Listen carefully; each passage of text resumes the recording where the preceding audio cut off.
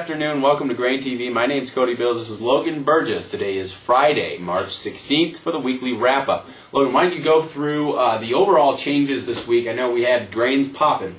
Grains really weren't popping like Orville Redenbacher this week, Cody. Take a look here at the weekly price changes. Front month leading the charge. Front month corn up 29, front month soybeans up 37 1/4, Chicago wheat up 29 1/4. Really in contrast to the new crop contracts here, especially with respect to corn. Front month corn up 29. That December contract only picking up around 15 cents here this week. Yeah, so, all right, I was looking at the news wires. I didn't see a whole lot of, game-changing news come out this week. Why did we pop this week? Well, Cody, it seems like there wasn't a lot of news out this week. Export sales remain strong, largely driven by continuing logistical issues getting grain out of South America to market, specifically from the Chinese. That's been bringing a lot of grain sales that would be going to South America at this time during their harvest. That's been bringing them into the U.S. market, and it seems supportive of the market in general. I think on Wednesday also we saw another big piece of news come out. AgroConsult actually pegged Brazilian soybean production at 67.1 million metric tons. That's well lower than where Informa is looking at it. That's well lower than where the USDA said in their February WASDE report. So it really sets the stage here for a further downgrade,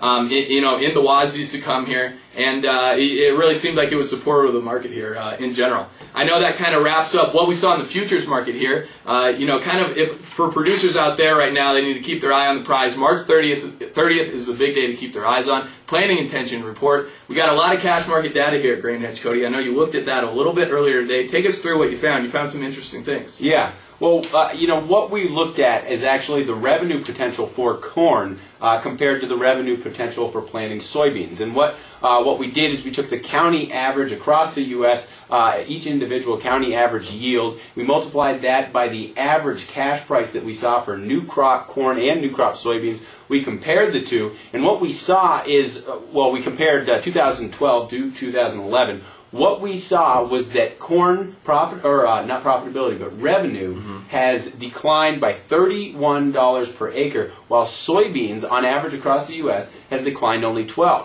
Now, the implications of that is that soybeans has gotten more competitive relative to corn compared to last year. And I guess what I'm questioning now is we had Informa numbers come out. They were saying that around 3.6 million acres was going to be added to corn and no acres was going to be added to soybeans. I guess I'm looking at this and saying, well, if soybeans is slightly more competitive than it was last year, why no acres? So I'm looking at this acreage report as a possibility for soybeans to surprise here. Okay, so I mean, when they're talking about 95.5 million acres, no new acres going to soybeans. I mean, is that a widespread trend that you're seeing here? It looks like from the map this may be a little bit localized here, specifically in areas of Iowa and northern Illinois. Can you take us through kind of what we're looking at here?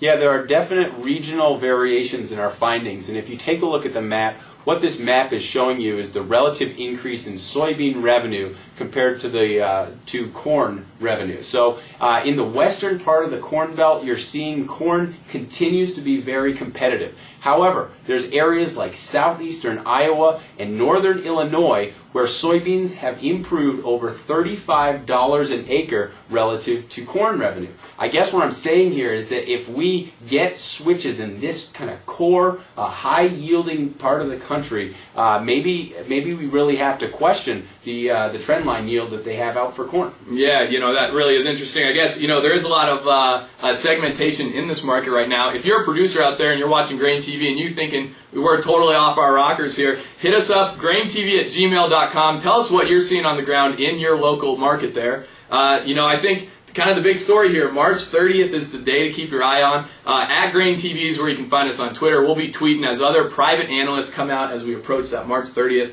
report here. I think that wraps up our broadcast here for Friday afternoon on GrainTV. Thanks a lot for joining us and have a great weekend.